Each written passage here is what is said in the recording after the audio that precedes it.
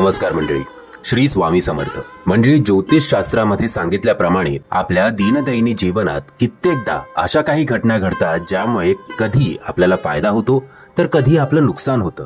धावपळीच्या या आयुष्यात आपण आपल्या आजूबाजूला घडणाऱ्या गोष्टी पाहूनही न पाहिल्यासारख्या करतो, कारण आपल्या डोक्यात सतत विचारांचं द्वंद्व सुरू असतं। त्यामुळे आपण आजूबाजूला घडणाऱ्या गोष्टी नीटपणे समजून घेऊ शकत नाही। शास्त्रानुसार जर तुम्ही एखाद्या महत्त्वाच्या कामासाठी घराबाहेर जात असाल आणि वाटेत तुम्हाला अशा काही गोष्टी दिसल्या तर तुमच्यासाठी त्या लाभदायक ठरू शकतात, तसेच तुम्हाला धनवानही बनवू शकतात। परंतु त्यासाठी तुम्हाला स्वतःचं डोकं शांत ठेवणं अत्यंत गरजेचं आहे। शास्त्रामध्ये अशा काही संकेतांचा उल्लेख केला आहे ज्यामुळे तुमचं नशीब चमकू शकतं आणि त्याचबरोबर महत्त्वाच्या कामाला निघताना मनात शेकडो शंका कुशंका येतात।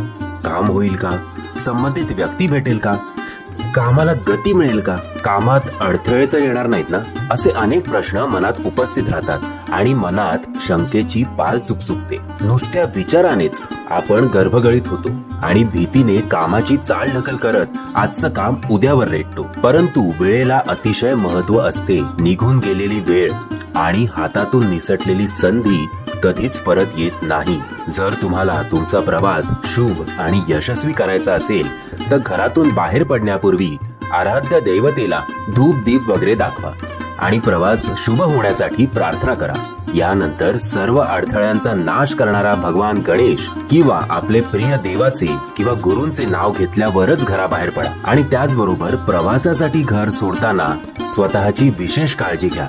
घरातून बाहेर पडताना नेहमी शुभ आणि मंगलदायक शब्द वापरा। कोणाशी वाद घालू नका किंवा रागवू नका किंवा कुठल्याही प्रकारचा गैरविचार मनात आणू नका आणि कोणाचाही गैरवापर करू नका। प्रवासाला निघताना आई बाबांचे आशीर्वाद नक्कीच घ्या। असे मानले जाते की आई बाबांच्या आशीर्वादानेच आणि शुभेच्छेमुळेच मार्गातील सगळे अडथळे दूर होतात। प्रवासापूर्वी शकून आणि अपशकून अशी विशेष काळजी घ्यावी। फॉर एक्झाम्पल, जर तुम्ही प्रवासासाठी घर सोडत असाल, वाटेत समोरून कोणी शिंकलं तर थोडा वेळ थांबा आणि मगच पुढच्या प्रवासाला निघा। प्रवासाला जाताना जर तुम्हाला वाटेत एखादं मंदिर, पवित्र झाड, गाय, बैल, आई बाबा, आजी आजोबा किंवा गुरु भेटले तर त्यांना नमस्कार करून उजवीकडे सोडून पुढे जा। असं केल्याने प्रवास शुभ आणि यशस्वी होतो। कोणताही प्रवास करताना दिशेकडे विशेष लक्ष दिले पाहिजे।